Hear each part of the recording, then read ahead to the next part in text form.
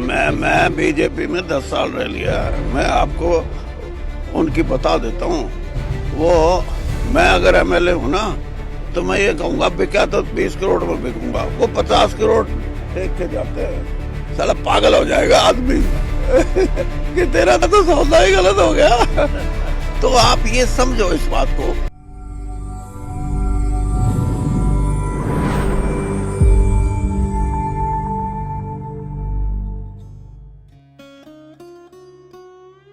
दोस्तों नमस्कार, मैं जगन्नाथ गौतम सियासत हिंदुस्तान यूट्यूब मंच पर आपका स्वागत है। दोस्तों, भाजपा ने पिछले एक दशक में साम दाम दंड भेद और विशेषकर धन के बल पर किस तरीके से विपक्षी सरकारें गिराई हैं, और चाहे एमएलए खरीदकर चाहे और तौर तरीके भाजपा ने लोकतंत्र का गला घोटने का काम किया है। दोस्तों, आप ये सब जानते हैं कि भाजपा हमेशा के लिए सत्ता में नहीं है, लेकिन जो पिछले एक दशक में भाजपा ने लोकतंत्र की हत्या करके विपक्ष की सरकारें गिराई हैं, उनको इतिहास में एक बदनुमा धब्बे के रूप में जाना जाएगा और देश की जनता और इतिहास भाजपा को इस कुकर्म के लिए कभी माफ़ नहीं करेगा। दोस्तों, मैं थोड़ा आज डिटेल में आपको इस बारे में जानकारी देना चाहता हूं कि भाजपा ने कब कब किस तरीके से पूरे देश में धन बल के दम पर आतंक मचाकर किस तरीके से विपक्षी सरकारें गिराईं, कांग्रेस की सरकारें गिराईं, या क्रॉस वोटिंग करके विपक्ष के उम्मीदवारों को राज्यसभा जाने से रोका।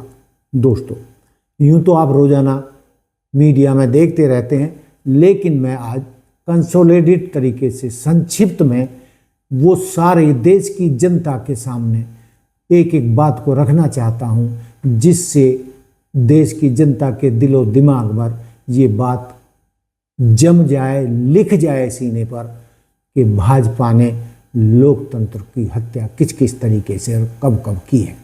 दोस्तों, मैंने बताया कि साम दाम दंड भेद तो होता ही है, उनकी लाल फाइलें बनाई जाती हैं एमएलए एमपीज़ को खरीदने के लिए या विपक्ष की सरकार को गिराने के लिए। तो इसमें आज जो सबसे बड़ा मुद्दा है वो ये है कि भाजपा में 10 साल रहे एक बड़े नेता ने, जो केंद्र में मंत्री भी रहे, हालांकि वो कांग्रेस से ही गए थे 10 साल पहले, लेकिन वो 10 साल भाजपा में रहे और मोदी सरकार में मंत्री भी रहे। तो उन्होंने जिस तरीके से भाजपा के अंदर की बात बताई है और रहस्योद्घाटन किया है कि एमएलए किस तरीके से बिकते हैं, किस तरीके से वो सरकारें खरीदते हैं, तो दोस्तों आप भी दांतों तले उंगली दबा लेंगे कि वाकई में ऐसे तो किसी को भी खरीदा जा सकता है। दोस्तों, मैं आपको ये बताता चलूं कि जो हमारे राजनीतिज्ञ हैं, चाहे वो एमएलए हों चाहे एमपी हों, जो सत्ता से जुड़े हैं, जो सत्ता के गलियारों में काम करते हैं या किसी भी पार्टी में किसी भी पार्टी से जुड़े हैं, उसमें जाकर वो एमएलए या एमपी बनते हैं, उनका लक्ष्य जनता की सेवा कम और अपना घर भरना ज़्यादा रहता है। और आप ये जानते हैं, अपने आसपास के नेताओं को देखिए, एमएलए एमपी को देखिए कि एमएलए एमपी बनने से पहले उनकी आर्थिक स्थिति क्या थी, और चुनाव जीतने और एमएलए एमपी बनने के बाद उनकी गरीबी गधे के सींगों की तरह गायब हो जाती है, और वो इतना अकूत धन इकट्ठा कर लेते हैं कि 7 पीढ़ियां बड़े आराम से उनकी जी सकें और ऐश कर सकें। दोस्तों, तो जो मैं जिस भाजपा नेता की बात कर रहा था, तो उस नेता ने कहा है कि जब भाजपा को सरकार गिरानी होती है, और चूंकि हर एमएलए आमतौर पर बिकने के लिए तैयार है, पैसा हर एक को चाहिए, पैसा चीज़ ही ऐसी है, तो उन्होंने बताया कि जब भाजपा के सूत्र किसी भी विपक्षी खेमे के एमएलए से बात करते हैं कि बोल क्या चाहिए, और वो एमएलए बोलता मुझे कम से कम 20 करोड़ चाहिए। तो दोस्तों आप चौंक जाएंगे कि भाजपा के पास इतना अकूत धन है कि वो बोलते हैं कि तू 20 नहीं 50 करोड़ ले और तुरंत हमारे खेमे में आ जाए। मैं बीजेपी में 10 साल रह लिया। मैं आपको उनकी बता देता हूँ। वो मैं अगर एमएलए हूँ ना तो मैं ये कहूँगा बिका तो 20 करोड़ में बिकूंगा, वो 50 करोड़ टेक के जाते हैं। साला पागल हो जाएगा आदमी कि तेरा तो सौदा ही गलत हो गया। तो आप ये समझो इस बात को कि भारतीय जनता पार्टी इस प्रदेश की बात नहीं, इस देश की राजनीति में पैसे की राजनीति अगर करेगी तो प्रजातंत्र को बहुत बड़ा खतरा है। और इस तरीके से एमएलएज को खरीद कर कब कब उन्होंने कहाँ कहाँ खेला किया है, मैं इस के बारे में आपको संक्षिप्त में जानकारी देना चाहता हूँ। दोस्तों महाराष्ट्र से शुरू करते हैं। दोस्तों महाराष्ट्र में 2022 में शिवसेना के एकनाथ शिंदे ने करीब 40 विधायकों के साथ बगावत की, जिससे उद्धव ठाकरे की महाविकास आघाड़ी एनडीए सरकार गिर गई। बाद में शिंदे गुट ने बीजेपी के साथ मिलकर सरकार बनाई।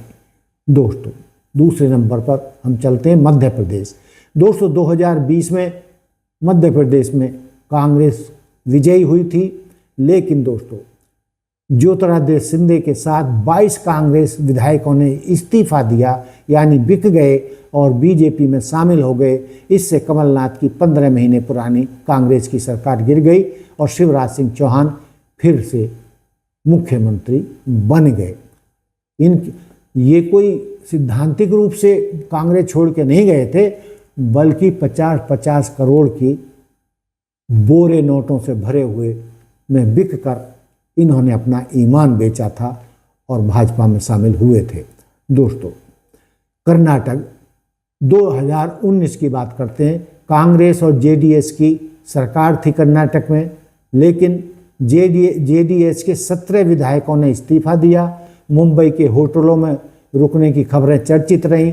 इससे कुमारस्वामी सरकार गिर गई और येदुरप्पा के नेतृत्व में पुनः बीजेपी की सरकार बन गई और इसमें जेडीएस के 17 विधायकों को करोड़ों करोड़ों रुपए देकर, कहा जाता है कि 50 करोड़ एक एक विधायक को कम से कम दिए गए थे और वहाँ पर कर्नाटक में सरकार गिराकर भाजपा ने अपनी सरकार बना ली थी। दोस्तों इसके अलावा 2021 में विधानसभा चुनाव से ठीक पहले कांग्रेस, पुडुचेरी की मैं बात कर रहा हूँ, 2021 में विधानसभा चुनावों के ठीक पहले कांग्रेस के कई विधायकों के इस्तीफे हुए। वी नारायण स्वामी की सरकार गिर गई और भाजपा की बन गई। अरुणाचल, अब हम चलते हैं अगले प्रदेश में, अरुणाचल प्रदेश। दोस्तों 2016 में यहाँ तो लगभग पूरी की पूरी सरकार ही बदल गई थी। पेमा खांडू के नेतृत्व में कांग्रेस के 44 में 43 विधायक बिके थे भाजपा के हाथों। पहले पीपल्स पार्टी ऑफ अरुणाचल और फिर बीजेपी में शामिल हो गए और वहाँ पर भाजपा ने अपनी सरकार बना ली। दोस्तों इसी तर्ज पर मणिपुर और गोवा, 2017 में इन दोनों राज्यों में कांग्रेस सबसे बड़ी पार्टी, सिंगल लार्जेस्ट पार्टी बनकर उभरी थी, लेकिन बीजेपी ने बड़ी चतुराई से अन्य दलों और निर्दलीय विधायकों को खरीदकर उनका समर्थन जुटाया और अपनी सरकार बना ली।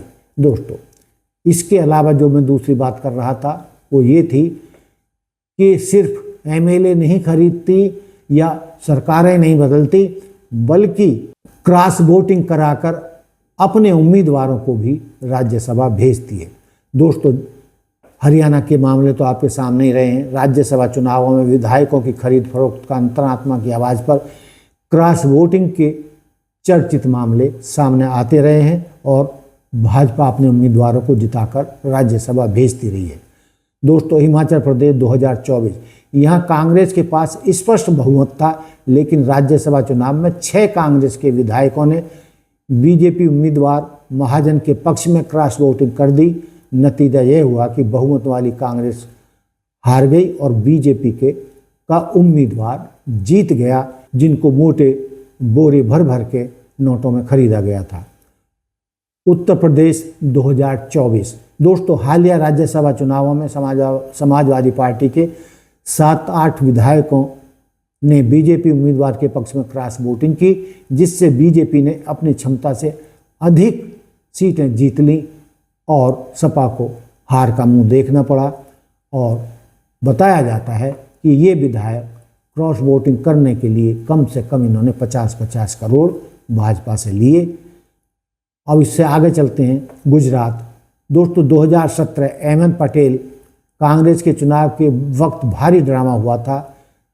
कांग्रेस की सरकार बनी थी, बीजेपी ने कांग्रेस विधायकों को तोड़ने की कोशिश की थी, लेकिन अंत में नाटकीय ढंग से अहमद पटेल सीट जीत गए थे, क्योंकि अहमद पटेल भी धन कुबेर हैं और वो भी बहुत कलाकार हैं, तो उनके सामने भाजपा की नहीं चली और गुजरात में अहमद पटेल जीतने में कामयाब रहे।